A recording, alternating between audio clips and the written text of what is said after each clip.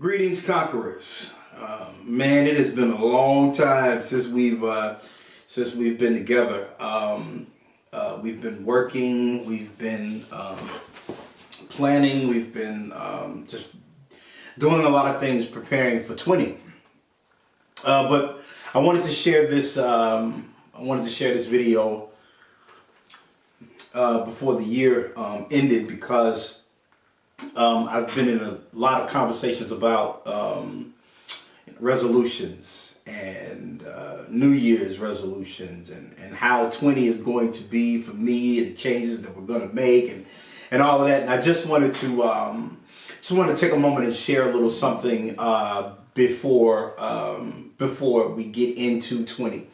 My gripe or my problem with my problem with New Year's resolutions has always been, it makes no sense because the idea or the thinking behind that statement is typically the new things I'm going to do, the new attitude I'm going to do, the new opportunities I'm going to have, everything that I'm going to do differently in the new year. Well, the problem is we really should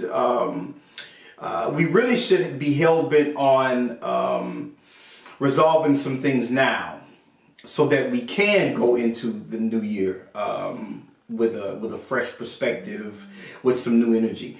And so I just want to just take a moment and just encourage us a little bit. I promise I'm not going to preach or anything. It's not going to be a sermon, but I do want to just kind of encourage us a little bit before 20 arrives. Ladies and gentlemen, it is necessary that we resolve some things now before we even consider what life will be like in 20. Because if we don't resolve certain things now, we don't bring certain things to a close now, then this time in 20 might look very similar to our time in 19. And what I mean by that is simply this. It is almost impossible to stop a thing until we resolved whatever it is that's causing the thing.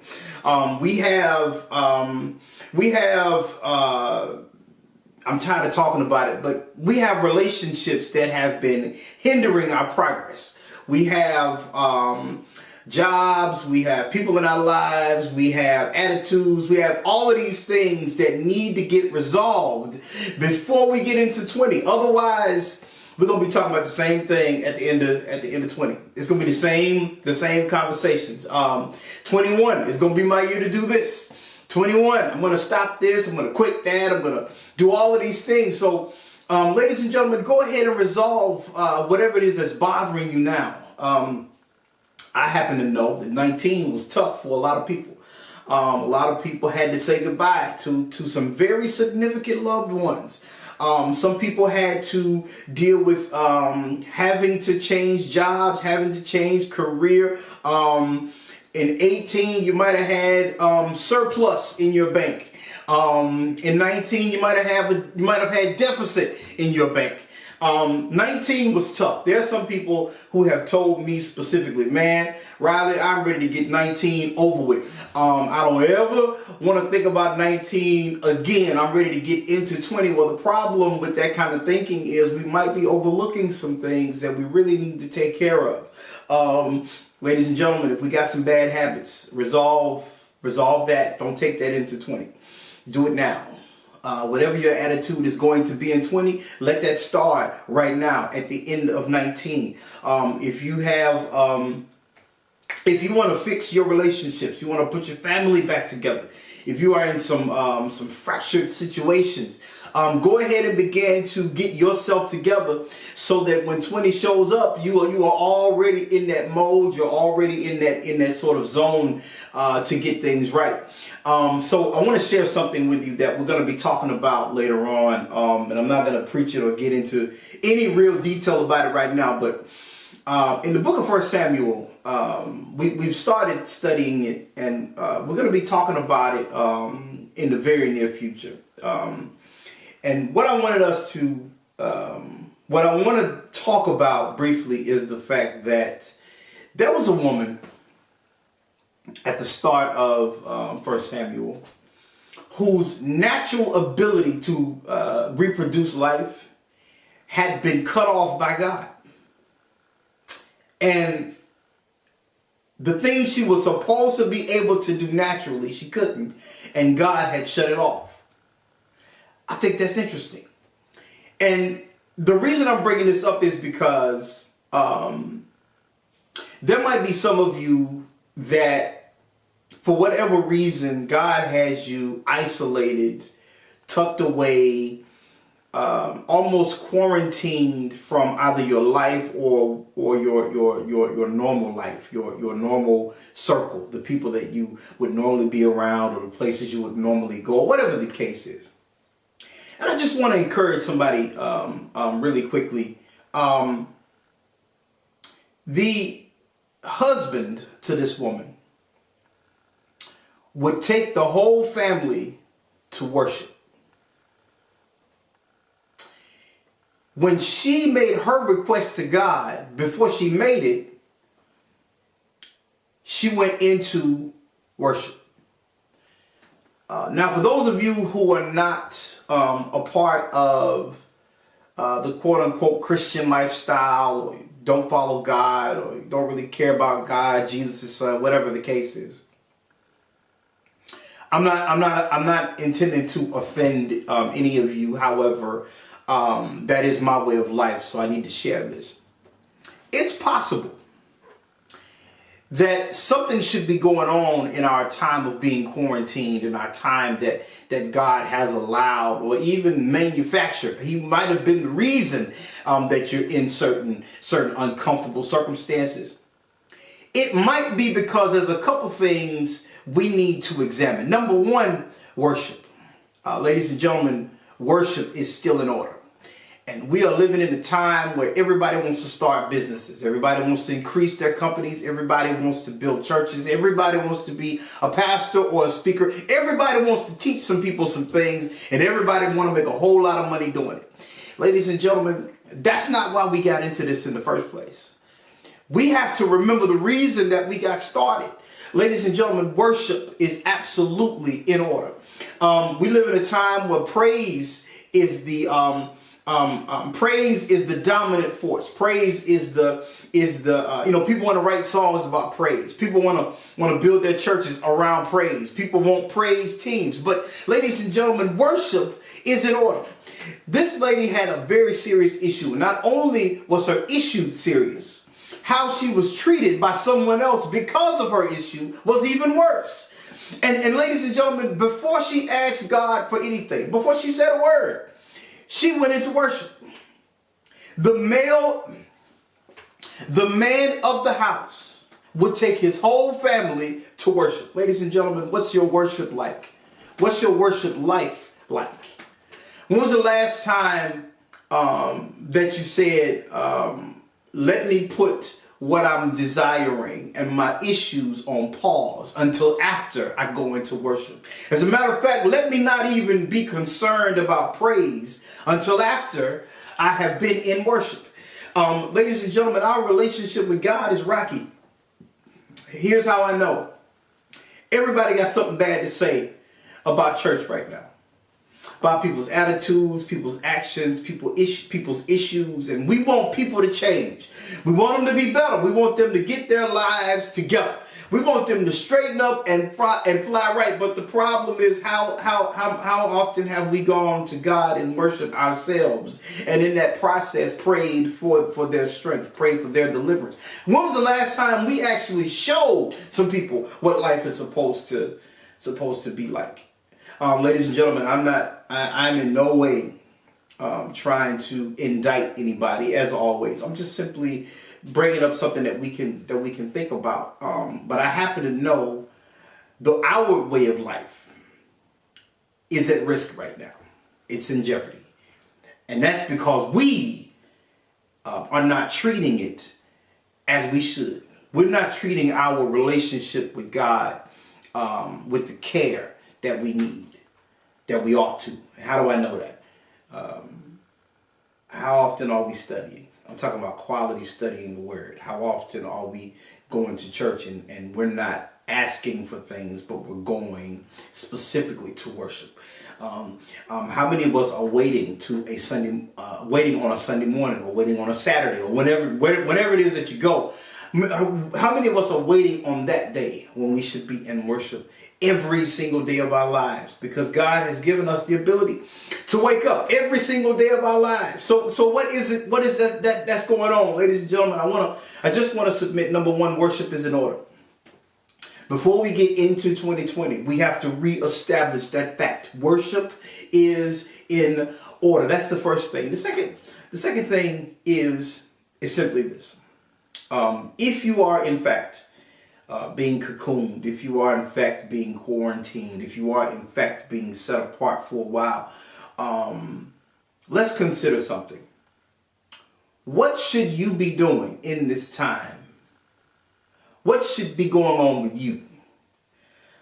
You might be discouraged. You might be in pain. You might be in confusion. You might be experiencing a whole lot of things. But here's the thing. You've probably been a caterpillar long enough. God might have decided it's time for you to fly. The problem is the caterpillar has to go through what would seem to be a very uncomfortable process. And here's the truth. You might feel like don't nobody understand what I'm going through.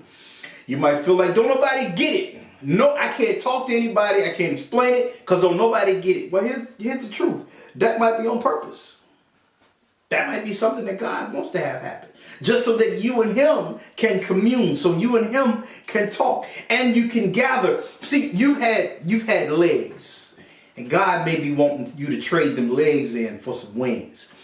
You've had the ground view for a long time. You've been on the ground floor of a lot of things your whole life. And God might be saying, it's time. I want you to fly. But this has to happen first, because if you had your wings right now, you probably wouldn't appreciate it, or you might get out there and hurt yourself. So however long it takes to be in this cocoon and be in darkness and to be isolated and to be uncomfortable, however long that takes, is what we should be doing. Number one, we should be making sure that we are in good standing with God. In other words, we must make sure that relationship is solid. Because along the way, it's possible. We might have made some decisions. We might have had some successes. We might have had some things happen to us that has gotten us off track from that relationship. We might have lost some people and got mad at God. Have you ever asked God, why take them from me and leave me with all of these clowns? You know, God, why would you have all of these people who don't care nothing about you? Why would you have all of them prosper? And yet I'm in misery, but I love you. Why are you treating me this way? You ever had those kinds of conversations with God? One of the things that we should do in this period is just make sure that relationship is right. You know, because some of us, although we pray, we preach, we sing or whatever, some of us might have fractured relationships with the Most High God. So let's deal with that. The second thing is we ought to consider, who are we going to be when this time is over? Who is the world going to meet when I'm done? When God is through with me in this process? They're going to meet the same person, or they're going to meet a new and improved? Because here's the truth. There's no distractions. If you ain't got nobody around, there ain't no distractions. So you can spend time studying. You can spend time in prayer. We can spend time in worship. We can spend time doing the things that we couldn't do because we were so busy, because we were always, you know, I know people that are constantly ministering to people. They're constantly, they're constantly that ear or that shoulder for a whole lot of people, and they don't have time to get replenished because they're always giving. Have you ever experienced that? Have you ever said that yourself? Well, here's the truth. They're gone right now. You can't talk to them right now. You don't feel like being bothered right now. As a matter of fact, you probably wouldn't be no good to them anyway if they were around. So then the question becomes, what are you going to do now? Now that all of the complaints are out of the way, all of the stuff is gone, we got no reason to complain and whine to God that I just give all the time and I ain't got nothing else to give. And now we got some time to get replenished. How are we gonna use this? How are we gonna use this time? That's all I got. I just wanted to get that off my chest before 20 shows up. Ladies and gentlemen, do you remember 2010? You remember what you said 2010? How this was going to be the start of something great? Well, look where you are now. Have you done any of what you said you wanted to do? Have you accomplished any of it? If you have, that is great. Pray for the rest of us, because many of us hadn't even scratched the surface of what we thought life was going to be like at the beginning of this decade that's about to end. So, ladies and gentlemen, my prayer is that you, that's not true. My prayer is that we all take this time of solitude, whether it's heartbreak, physical pain, whether it's, mental issues, emotional, intellectual issues, or maybe you just ain't the flavor of the month right now. Maybe you just ain't popular. Maybe you just, whatever it is that causes people to be so attracted to you and causes people to want to come be around you all the time. And right now, don't nobody want to fool with you. Maybe that's a good thing. Let's take that time and do some things to our lives. Let's clean up our houses. Let's clean up our lives. Let's clean up our attitudes. Let's resolve. In other words, put to an end some things that we've been holding on to and been dragging. Because, many of us, despite what we say, we still are going to want to drag some of those old problems into 20. Just open your hand and let it go. That's all you got to do. Just open your hand and let that stuff go.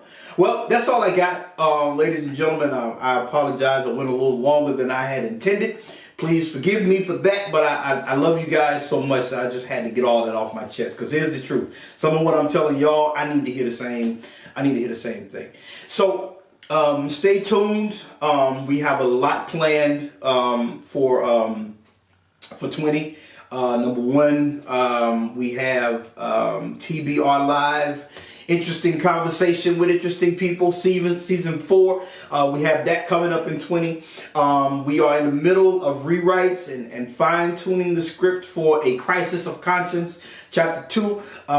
So be looking for that. Also, we're going to do Revival in Your Pocket again.